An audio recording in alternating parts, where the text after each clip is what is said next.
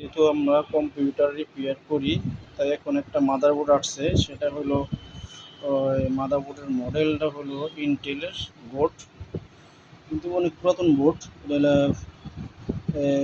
জি 31 G31 DDR2 board, DDR2 একটা board. ঠিক আছে, র্যামও আসছে এখন এটা একটু চেক করবো। পাওয়ার সাপ্লাই, আলাদা একটা পাওয়ার সাপ্লাই লাগাচ্ছি। আলাদা একটা পাওয়ার সাপ্লাই লাগাচ্ছি এটা আলাদা একটা পাওয়ার সাপ্লাই লাগাচ্ছি এখন।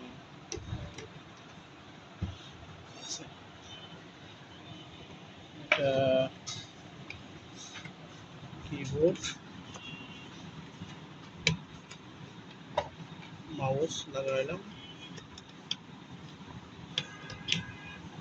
কিবোর্ড মাউস ভিজে কেবল